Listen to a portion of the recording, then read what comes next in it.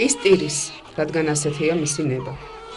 მხოლოდ ერთი წუთის წინ მოევლინა სამყაროს, მაგრამ უკვე აქვს თავისუფალი ნება და არჩევნის უფლება.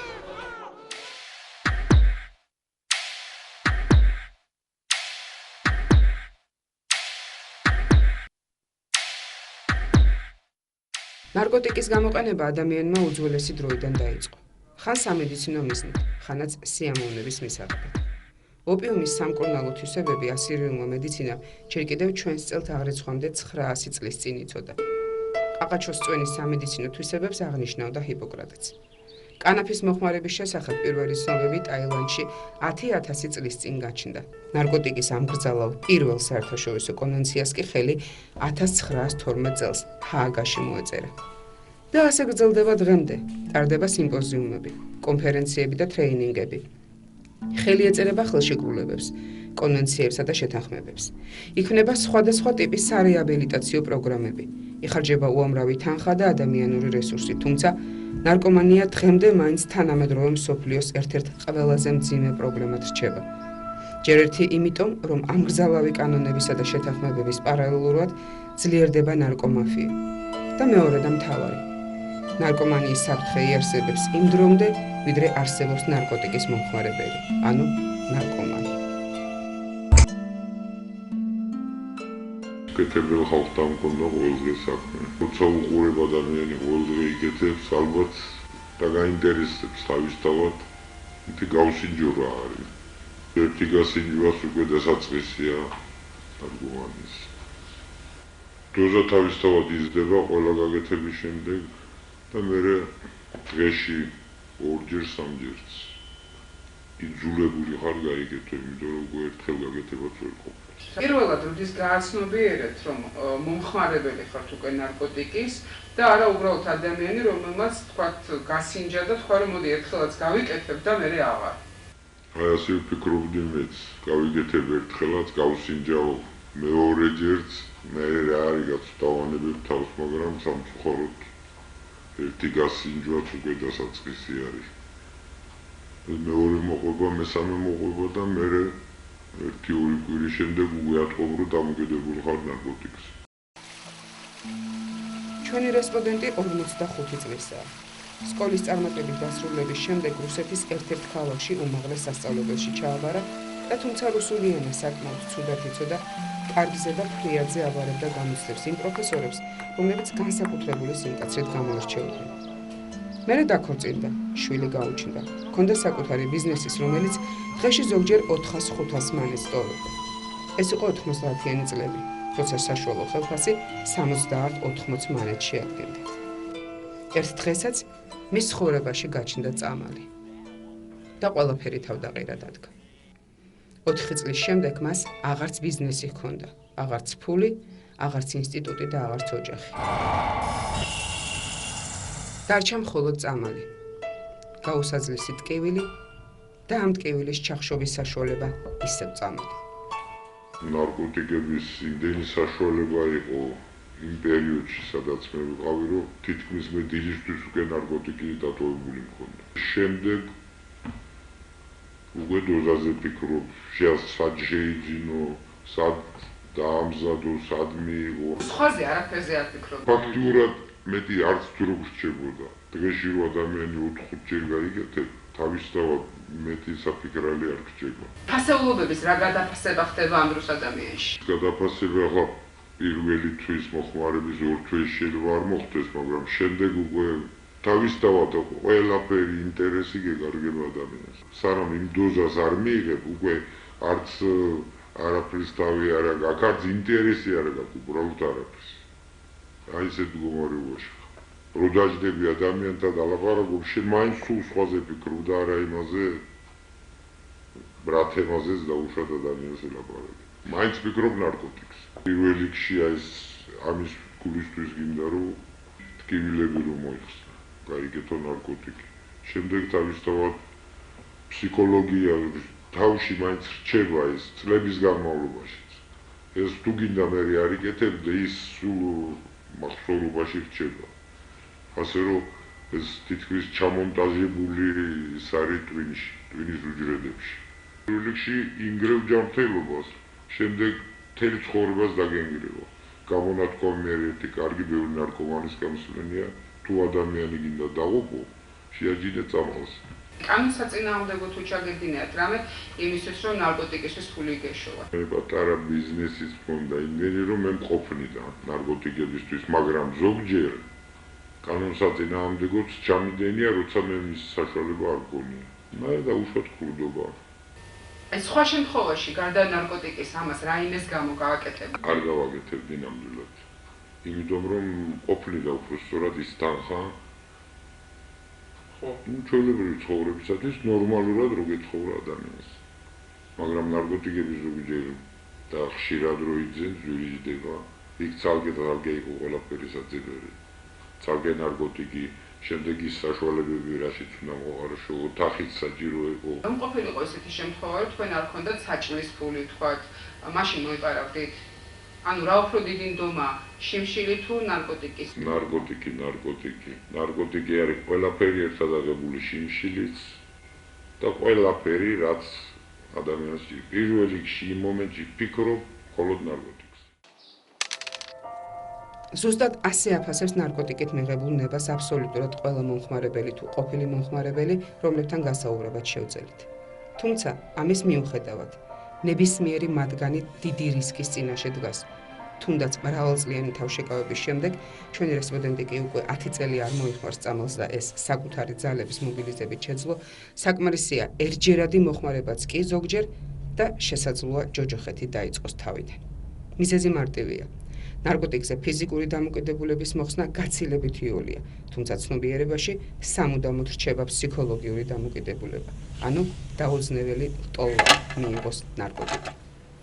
სიცოცხლეს და სიკვდილს შორის არის ნარკომანია, ანუ დაახლოებით გავს იმ კრიტიკულ მდგომარეობას, რომელიც არის რეანიმაციაში, სადაც ადამიანი ზღვარზეა სადღაც რა, რომელიც არც იქეთ არის, არც აქეთ არის, შუაშია და შენ ან გააქვს საშუალება რომ ეს ადამიანი გამოიყვანო, ან ისევ დატოვო, ანუ იქ წავიდეს უკან და უკან.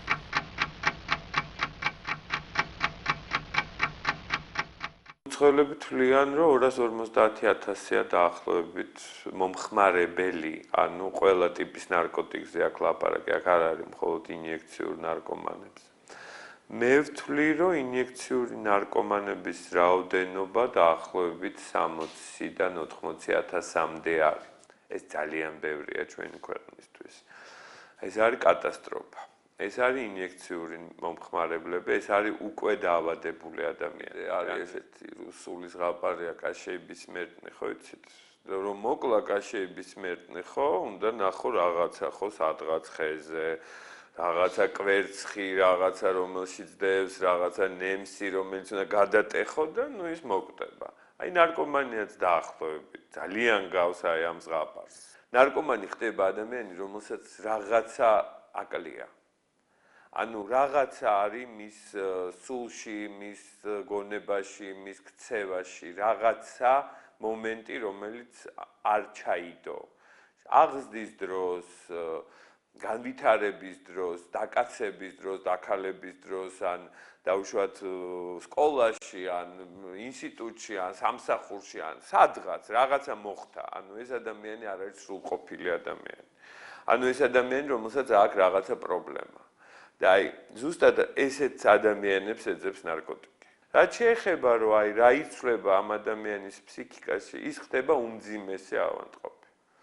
ანუ ეს არის ამ ადამიანი, რომელსაც აქვს უმძიმესი ფსიქიკური და ფიზიკური დამოკიდებულება. ეს არის ტიპიური, ანუ აი გიპერმეურვეობა, ეს არის ტიპიური ქართული შეცდომა. იმიტომ რომ აი და ერთადერთი კიდე ყველაზე მთავარი შეცდომა ის რომ ჩვენთან მშობლებმა არიციან თავიანთი შვილები. ანუ აი არიციან რა უნდათ ამ ბავშვებს. ანუ აი ეს მენტალობების და აი ასაკების დაჯახება არის ძალიან მკვეთრად ჩვენთან გამოხატული. მშობლები ვერ ადაპტირდნენ ამ ახლის მიმართ ძალიან, ხვდებით? ანუ არიციან თავის ბავშვებს პერსპექტივას ვერ ხედავენ. ყოფითმა პრობლემებმა იმდენად შეარყია ღირებულებები, რომ ღირებულებების არარსებობამ გამოიწვია გაუგებრობა მშობლების და ბავშვების, ანუ კონფლიქტი ამის ხვდებით, იმიტომ რომ სრულიად ვერ ეგუებიან ერთმანეთს. და შესაბამისად უკვე ეს გაუგებრობა იწვევს მერე სხვა პრობლემების წარმოჩენას. და ეს აისახა სტატისტიკაში. კი, რა თქმა უნდა, აისახა, იმიტომ რომ ასაკობრივ მასყვარმა დაიწია ნარკოტიკების მოხმარების. ანუ ჩვენ გვყავს 14-15 წლის ნარკოტიკების მომხმარებლები ინიექციური, ანუ როცა საშუალო ასაკი იყო 25-დან 35-მდე, ეხლა საშუალო ასაკი არის 18-დან 24-მდე. თვითონ დაავადება, აი ნარკომანი. უნდა თუ არ უნდა. თავისი აი ამ დაავადების განმავლობაში შეიძლება 7-8 ადამიანი დააზიანოს. ანუ გეომეტრიული პროგრესიით ხდება. პადიეში ნამდვილად არავის არ იჭერს და ჩუმად არავინ უკეთებს, მაგრამ ესეთი ტიპის პადიეზდები, სადაც ის ნახულობს ნარკოტიკს, ნამდვილად არსებობს, იმიტომ რომ ვინმემ თუ არ მოგაწოდა და თუ შენ არ მოგწონს ის, ხო, შენ იმას არ გააკეთებ, ხო? ანუ შენ იქ შეგნებულად მიდიხარ. მაგრამ შეიძლება შენ 14 და 15 და 16 წლის ასაკში მიდიხარ შეუგნებლად, მაგრამ იქ ვინც ხვდება, ის რატო გიკეთებს, ხო?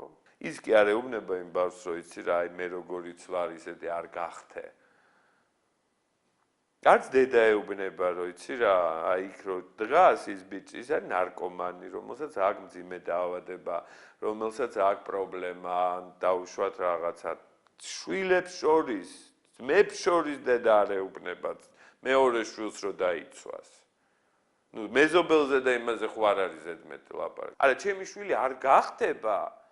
ეს არის, ნუ როგორ იცით, როგორი ზღაპარი. ჩემი შვილი მიუხედავად იმისა, რომ 20 წელია ნარკოლოგიაში ვარ და 15 წლის, 16 წლის ბიჭი მყავს და 17 წლის მე არა ვარ დაცული. არანაირად.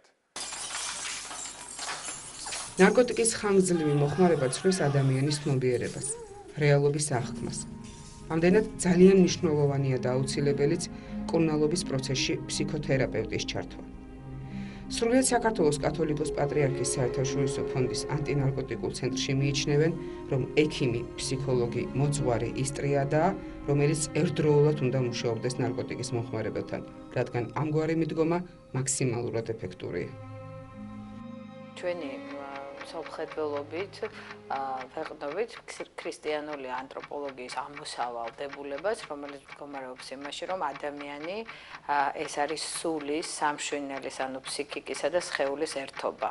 და ამ კონტექსტში თუ განვიხილავთ ადამიანის პრობლემატიკას, ყველა ამ დონეზე თუ არ მოხდა ინტერვენცია, დახმარების განხორციელება, სხვაგვარად შედეგი არ არის. პრობლემის მქონე ადამიანს ესაჭიროება საზოგადოებაში დაბრუნება, ანუ რეინტეგრაცია საზოგადოებაში ფსიქოსოციალური რეაბილიტაციის ერთ-ერთი ამოსავალი წერტილია. და რატომ?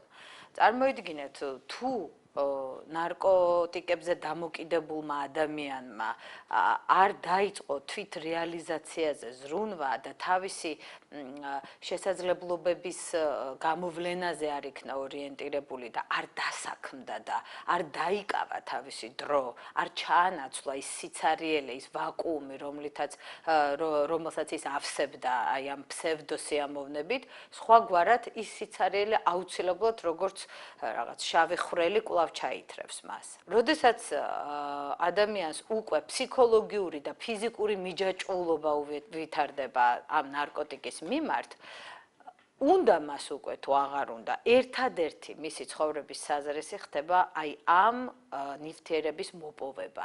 აქ მნიშვნელოვანია ვთქვათ, რომ თავიდან ეს არის ნამდვილად სიამოვნების მიღება და დოზის ზრდა იმისათვის, რომ ეს სიამოვნება არ დაიკარგოს და სულ, ასე ვთქვათ, მაქსიმალურად იყოს განცდაში მოცემული. გარკვეული დროის მერე ნარკომანს აღარ აქვს უკვე სიამოვნების განცდა. ის იბრძვის და ილტვის ნარკოტიკის მოპოვებისათვის, იმიტომ რომ ის იყოს ადეკვატური იმ გაგებით, რომ არ დაიტანჯოს აბსტინენციის თუ აღკვეთის სინდრომის თუ ლომკის, ასე რომ ვთქვათ ყოფით ენაზე, აი ამ ლომკის სრულიად გაუსაძლისი ტანჯვით. და ყველა სხვა ფასეულობა გადადის უკვე მეორე, მესამე და ასე შემდეგ პლანზე, იმიტომ რომ ჩვენ ასე ვართ გაჩენილები, რომ თავს ვარიდებთ დისკომფორტს. ჩაატარდა ასეთი ექსპერიმენტი ვირთხებზე.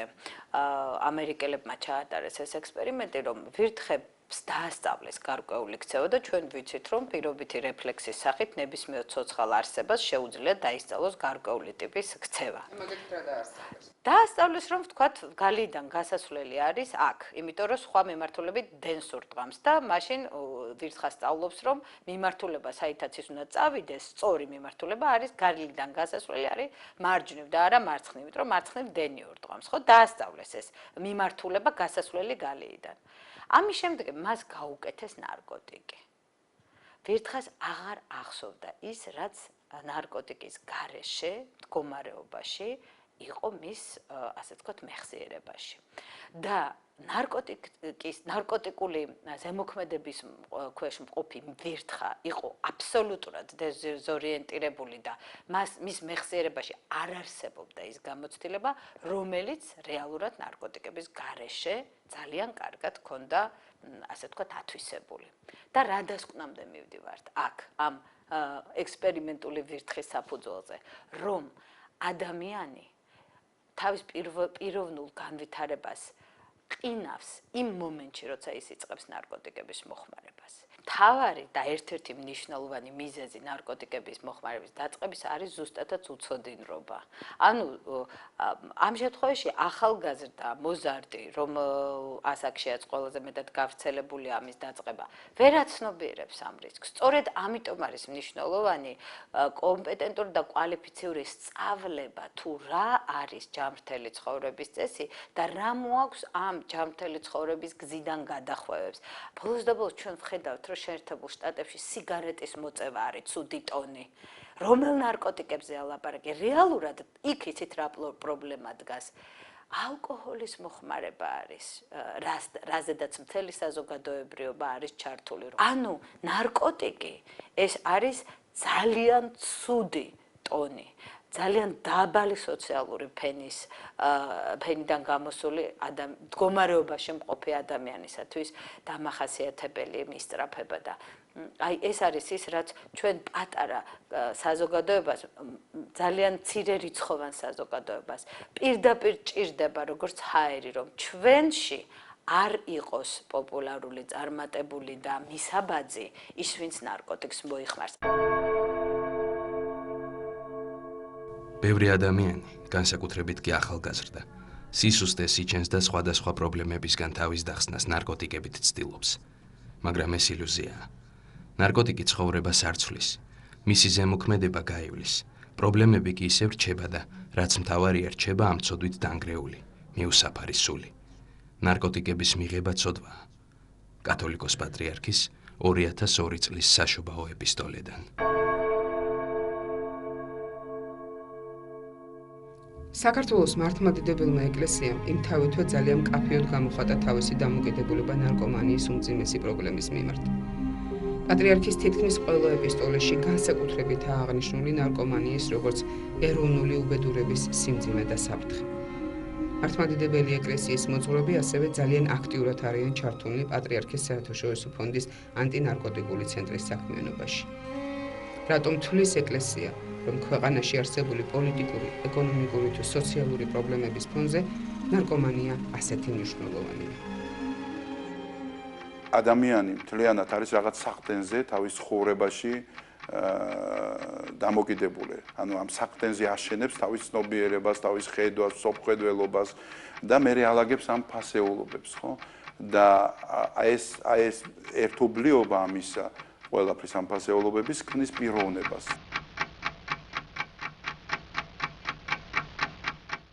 მომხმარებელის ფასეულობებზეც, როცა ვლაპარაკობთ, უნდა გავარჩიოთ რა ასაკიდან დაიწყო ამ ადამიანმა მოხმარება.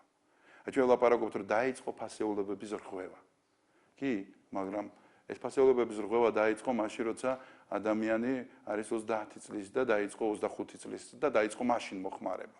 და რაღაც ფასეულობათა ეს სისტემა გააჩნდა მას და შემდეგ დაიწყო ეს მოხმარება. მაგრამ ადამიანი, რომელმაც 16 წლიდან დაიწყო 17 წლიდან, რომელსაც ფასეულობა არ აქვს, ესე გაცნობიერება, ჩამოყალიბება, არც საყრდენები გააჩნია. და ის ხდება უკვე დიდი ხნის მომხმარებელი, მისთვის ფასეულობები ხელახლა უნდა შეიქმნას. მას საყრდენი არანაირი არ გააჩნია. მან არ იცის სად დაბრუნდეს, იმიტომ რომ ის უნარჩვევები, რომელიც მან შეიძინა უკვე ნარკო სამყაროში. აი ამ გარემოცვაში. და ის ჩვევები, რომელიც მას აქვს, ის უკვე არის დევალვირებული, ასე ვთქვათ, ცუდი, ბოროტი, არასწორი, რომლის ცვლილება უნდა მოახდინოს, მაგრამ რის საყრდენზე უნდა მოახდინოს. აი სწორედ აქ შემოდის ეკლესიის თემა ძალიან მნიშვნელოვნად. ეკლესია აი ამ ახალი ორიენტაცია, ამ мотиваციის გაზდაში, სასუფეველის გადაგებაში, რომ შენ არ ახარ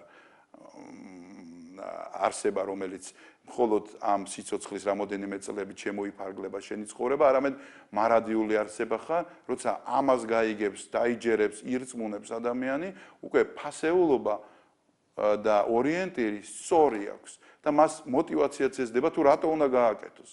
ანუ ის ილუზორული სამყარო, რომელიც შენ გაქვს, შეიძლება შეიცვალოს მარადიული სასუფეველიც, რომელიც აჯერ უფრო მეტი სიხარულია და სიამოვნება და ნეტარება. სიამოვნება ცოტა დაბალი სიტყვაა, ვიხმარ ნეტარებას. ხო? 100-ჯერ უფრო დიდია ნეტარება, რომელსაც ვერ გამოცდის ადამიანის ვერც ყური, ვერც თვალი, ვერც ნებისმიერი შეგრძნება. საქმე გვაქვს საშინელ კატასტროფამდე მისულ რაღაც მდგომარეობამდე. და კიდევ უფრო სავალალოა, როცა ამაზე ხმა არ იღებს არავინ რეალურად. და არათუ ხმას არ იღებს, არამედ ქმედება არ არის ამისკენ. მაგრამ უფრო მეტი შემიძლია ვთქვა, რომ წახალისება ხდება ამის. მაგრამ ეს წახალისება კი არ ხდება ვთქვათ, ესეთი ფსოხხედველობითი, ან რაღაცა სწავლებითი, ან რაღაცა, მაგრამ წახალისება ხდება იმით, რომ არ ხდება დისკრედიტაცია ამის.